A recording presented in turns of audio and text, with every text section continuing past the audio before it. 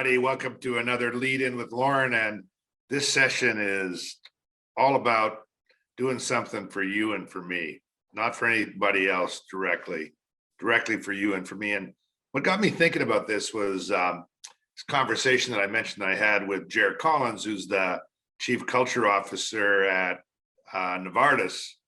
And he called me from Basel, their head office, and we had this great conversation around they're investing in 20,000 leaders going through a leadership development initiative around that really is about their value being on helping people learning how to unboss.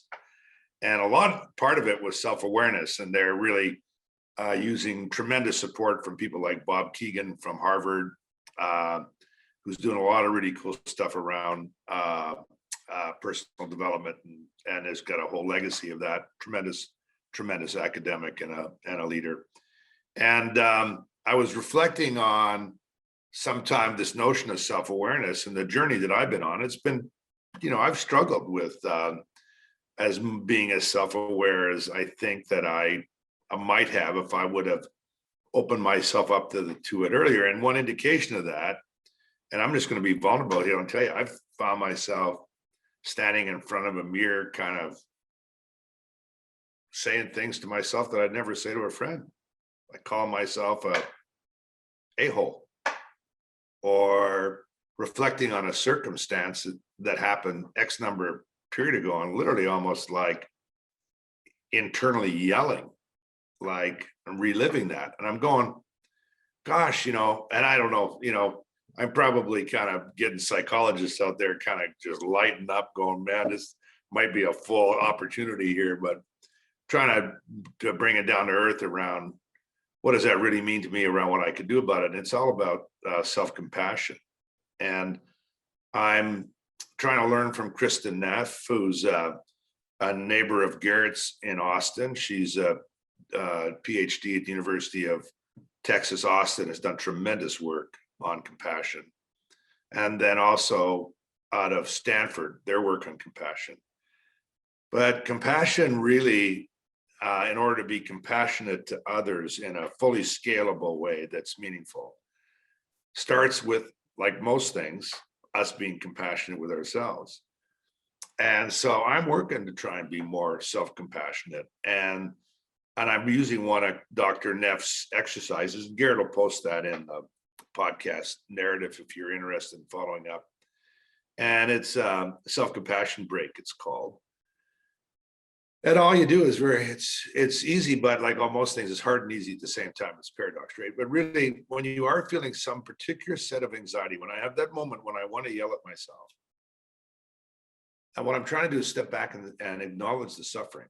So that's the very first thing, going, hey, this is suffering. This is, that hurts. This hurts. There's an ouch here.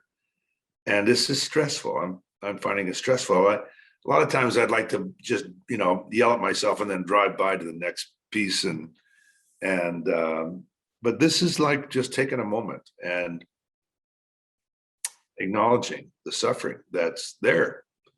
And then secondly is to just, not in a cavalier way, but in a just a self-acknowledgement way, is to just affirm that suffering is part of life. I mean, it's, I'm not alone.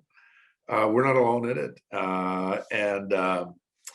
That, we all struggle in our lives at different times, and that's just the humanness of who we are. So there's that just this acknowledgement that it's part of life. And then to go to the third piece, which is to be kind to ourselves, like literally Neff kind of literally says you almost kind of put your hand in your heart, as it were, and you, with a sense of care, and you forgive yourself, or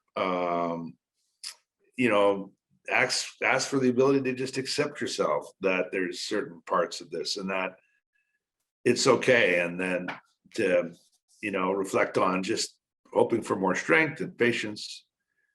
And when you kind of go through that exercise of acknowledgement, acceptance, and then some self-expressed kindness, it helps develop this ability to be self-compassionate.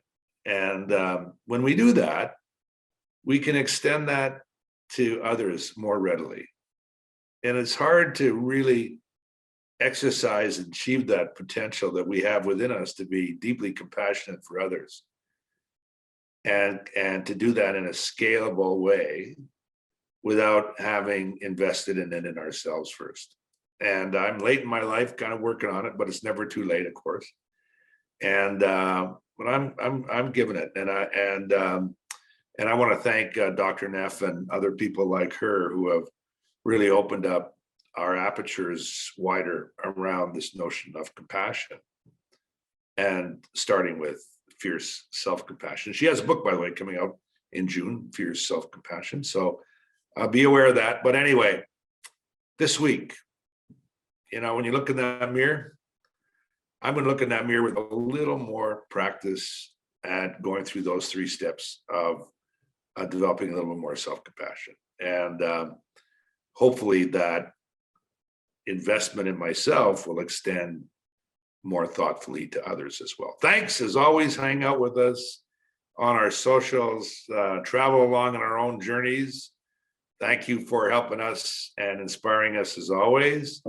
And I look forward to talking to you again with a little more self-compassion next week. Bye for now.